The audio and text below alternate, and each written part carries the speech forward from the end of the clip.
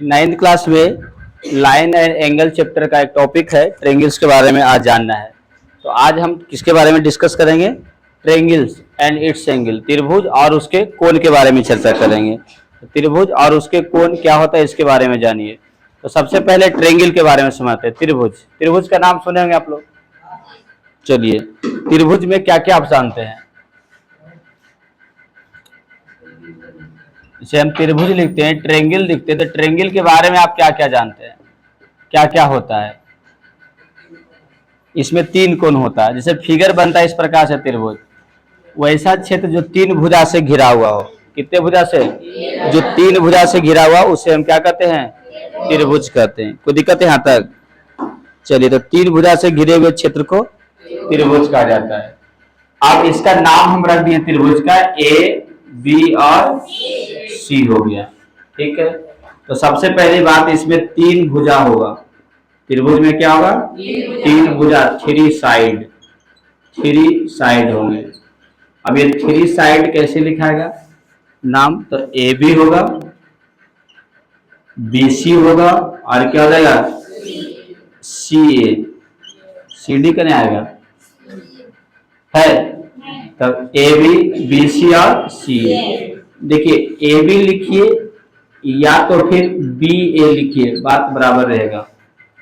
कितना लगा कि बी ए लिख देंगे तो गलत होगा, नहीं। आप ए बी लिखिए तो भी यही भुजा को बताएगा, और बी ए लिखिए तो भी यही भुजा होगा। कोई दिक्कत? बी सी लिखिए तो यही साइड होगा, और या तो फिर आप सी बी लिखिए, क्या होगा? यही साइड होगा। कोई दिक्कत? सी ए लिखिए यही साइड हुआ, या तो फिर ए सी लिखिए यही साइड हुआ। इस प्रकार से तीन साइड होगी इसका। तीन इसमें वर्टेक्स होते हैं। तीन क्या होते हैं? Three vertex. वर्टेक्स को मतलब हम बोलते हैं शीर्ष। तीन शीर्ष होता है, तीन माथा होता है। शीर्ष माने माथा, है ना? एक माथा यहाँ पर, एक शीर्ष यहाँ पर, एक शीर्ष क्या हो गया?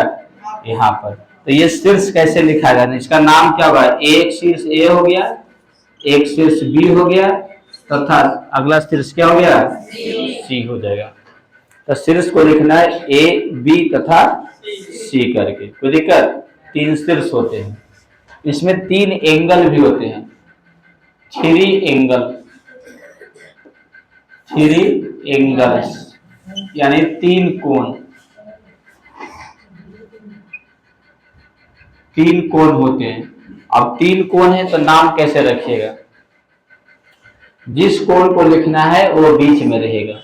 जैसे ए को लिखना है तो ए बीच में होगा, तो इसका नाम होगा बी ए सी।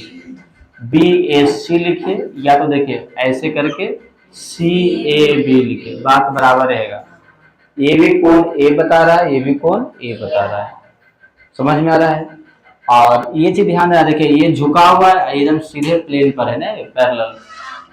यानी एंगल का जब भी सिंबल होता है ये ऐसे बेंट रहेगा, और ये ऐसे धरातल के समांतर रहेगा।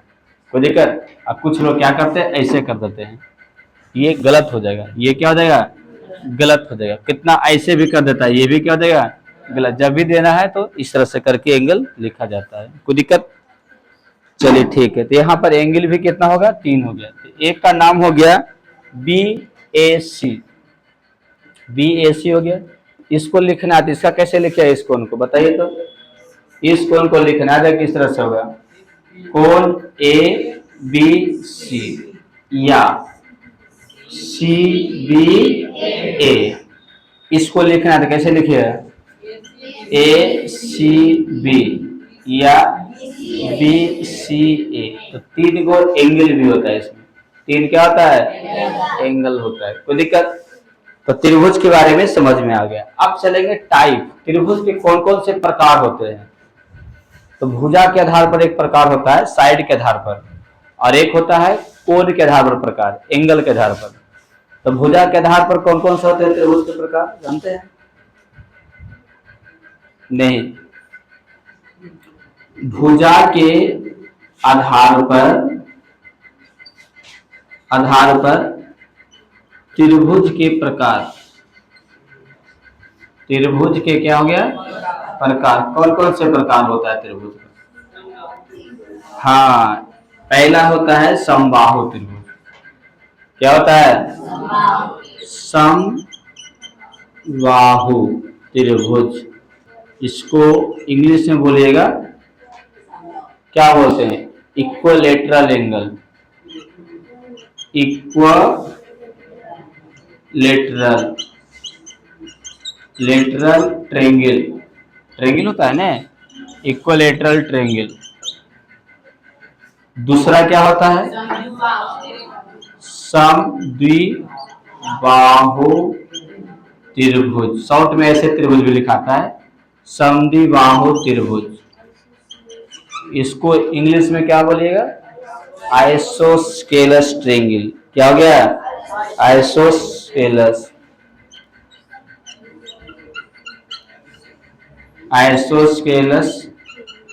ट्रेंगल। तो दिक्कत, अंग्रेजी भी याद रखना है। और तीसरा क्या होता है? विषम बाहु त्रिभुज। विषम बाहु त्रिभुज, इसको इंग्लिश में क्या बोलते हैं? क्या बोलेगा? हाँ, स्केलेन ट्रेंगल। स्केलेन, SCALAN, ये तो है ना? LEN, scalene angle triangle, TRIANGLE triangle. तो ये हो गया भुजा के आधार पर त्रिभुज का तीन प्रकार। अब तीनों के बारे में जानना है। ऐसे मोटा मोटी तौर पर देखा जाए तो समबाहु त्रिभुज में क्या होगा? तीनों भुजा बराबर होता है। समबाहु में तीनों भुजा क्या होते हैं? बराबर। समद्विबाहु में दो भुजा बराबर। अब विषम बाहु में क्या होता है? तीनों अलग। सही बोले, तीनों क्या होता है? अलग, यानी एक भी बराबर नहीं रहेगा। समझ में आ रहा है? लेकिन इसके बारे में और कुछ जानना है तो डिटेल से चलते हैं। पहले इतना नोट कर लीजिएगा, इसको रोक दीजिएगा। पहला 1 नंबर में पढ़िएगा समबाहु त्रिभुज। समबाहु त्रिभुज में क्या होता है? इसके तीनों भुजा बराबर होते हैं। याद रहेगा, इसके तीनों भुजा क्या होते हैं? वाह, तीनों भुजा बराबर होते हैं। चलिए अब ये सब लिखाएंगे नहीं, खाली बोल के बताते जाएंगे ना। तीनों भुजा बराबर होता है। जैसे कि ये त्रिभुज हो गया, ये भुजा इसके बराबर, ये इसके बराबर। यहाँ A लिख दिए, B और C। तो तीन भुजा का नाम कैसे लिखिएगा? AB बराबर BC बराबर क्या हो गया? AC या CA। कोई दिक्कत? और सबसे बड़ी बात ये है ना कि सभी कोण 60 डिग्री का होते हैं। ये भी 60 डिग्री, ये भी 60 डिग्री, ये भी क्या होता है? 60 डिग्री होता है। तो यहाँ पर क्या होता है कि प्रत्येक कोण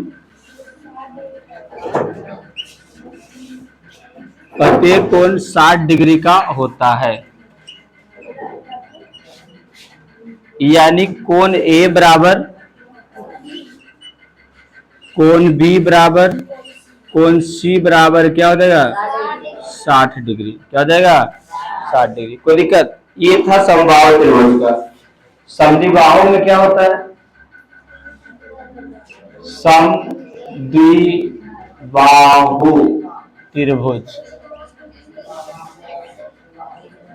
इसमें क्या होगा? समद्विबाहु में दो भुजा बराबर होता है। इसमें क्या होगा? इसमें दो भुजा बराबर होता है। दो भुजा बराबर होगा। अब दो भुजा कौन कौन सा? देखिए, कोई भी दो भुजा बराबर रहेगा। इस तरह से बना दिए सपोर्टेड, ऐसे ये बना दिए लंबा। हाँ, नाटा भी होता है, कोई दिक्कत नहीं। यहाँ A लिखा गया, ये B और ये C, ये दोनों भुजा क्या होगा? बराबर रहेगा। कोई दिक्कत? इसका खासियत क्या देखिएगा? बराबर के सामने वाला कोण, बराबर भुजा ये दोनों है ना, इसके सामने वाला कोण और इसके सामने वाला कोण भी क्या होंगे? बराबर होंगे। यानी बराबर भुजा के सामने का कोण क्या होता है? इसका यही खासियत होगा कि बराबर भुजा के सामने का कोण क्या होता है? बराबर होता है। बराबर भुजा के सामने का कोण बराबर होता है। यानी यहाँ पर ए बी बराबर क्या है, ए सी ए है। ए बी बराबर सी ए लिखिए या ए सी लिखिए, बात बराबर होगा। तो इसलिए ए बी के सामने का कोण सी होगा और ए सी के सामने का कोण बी होगा। तो कोण सी बराबर कोण क्या होगा, बी होगा। ये बहुत इंपॉर्टेंट पॉइंट है। बराबर भुजा के सामने का कोण भी क्या होता है, बराबर होता है। बराबर में बराबर। तीसरा में क्या पढ़ना है, विषम बाहु। क्या होता है, विषम बाहु त्रिभुज। इसमें क्या होगा जानते हैं, कोई भी भुजा बराबर, तीनों भुजा अलग होते हैं। तीनों भुजा, तीनों कोण क्या होते हैं, अलग होते हैं। इसके तीनों भुजा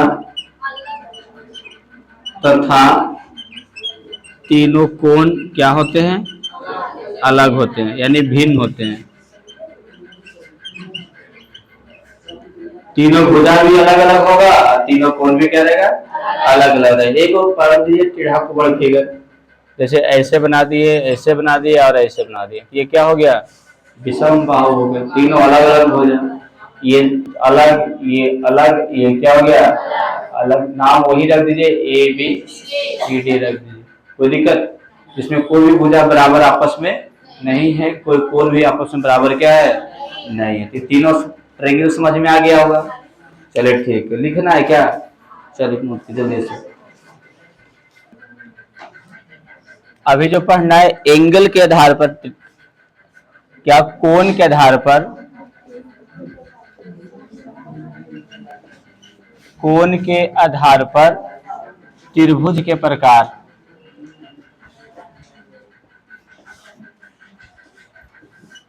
किसका प्रकार पढ़ेगा, त्रिभुज का प्रकार, कोण के आधार पर।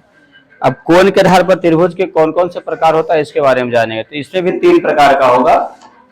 एक जो होगा पहला, राइट एंगल ट्रायंगल्स। एक में क्या होगा, राइट एंगल, उससे बचिए बढ़िया से, राइट एंगल ट्रायंगल, इसको बोलते हैं समकोण त्रिभुज। क्या बोलिएगा, समकोण त्रिभुज। समकोण त्रिभुज जब बोल रहे हैं तो इसमें एक कोण समकोण होगा। समकोण का मतलब 90 डिग्री। एक कोण क्या होगा, 90 डिग्री का होगा। किसमें, समकोण वाले त्रिभुज में। कोई दिक्कत। तो इसमें क्या होगा, इसमें एक कोण 90 डिग्री का होता है। एक कोण कितना होगा, 90 डिग्री का होता है। ऐसा जैसे फिगर बन गया, देखिएगा ये ट्रायंगल जो है, यहाँ पर एक 90 डिग्री बन रहा है। क्या बन रहा है, 90 डिग्री हो गया। आराम से बढ़ना है उसमें। ए सही है, देखिए तो, ए बी सी आ रहा है सही से, देख लीजिए भैया। ए बी सी हो गया, ये समकोण त्रिभुज हो गया। कोई दिक्कत। दूसरा देखिएगा, न्यून कोण एक्यूट एंगल ट्रायंगल होता है। Acute angle triangles. दूसरा क्या होता है, एक्यूट एंगल ट्रायंगल। इसको हम बोलते हैं न्यून कोण त्रिभुज।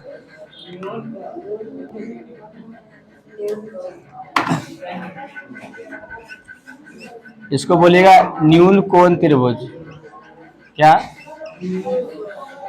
न्यून कोण त्रिभुज। न्यून कोण में क्या होगा, एक कोण जो होगा ना 90 से छोटा होता है। एक कोण क्या होगा इसमें 90 से, तीनों कोण 90 से छोटा होगा। इसमें सभी कोण 90 से क्या होते हैं, छोटा होते हैं ना। तो इसमें तीनों कोण नहीं होगा, एक कोण रहेगा। इसमें एक कोण तीनों होगा ना, होगा, सही बोले। इसमें तीनों कोण 90 से क्या होता है, 90 डिग्री से छोटा होता है।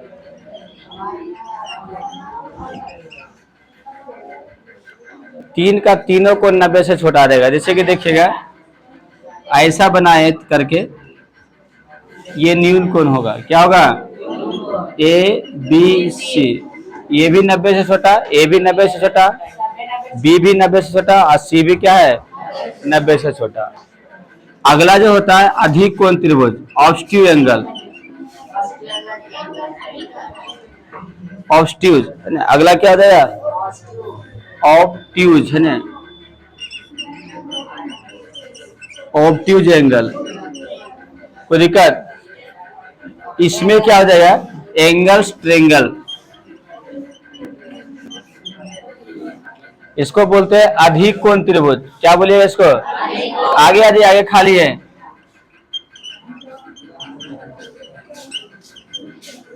अधिक कोण त्रिभुज। अधिक कोण त्रिभुज का मेन कंसेप्ट क्या होगा जानते हैं, इसका एक कोण 90 से क्या होना चाहिए, बड़ा होना चाहिए। इसका एक कोण जो होता है, एक कोण 90 डिग्री से क्या होता है, बड़ा होता है।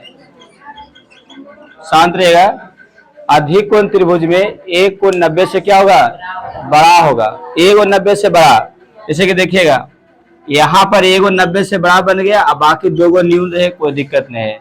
ये 90 से क्या है, बड़ा है, ए बी सी, तो ये अधिक कोण त्रिभुज कहलाएगा। क्या कहला गया, अधिक कोण। कोई दिक्कत है, इतना पढ़ना था त्रिभुज के प्रकार, समझ में आ रहा होगा। चलिए नोट कीजिए। तो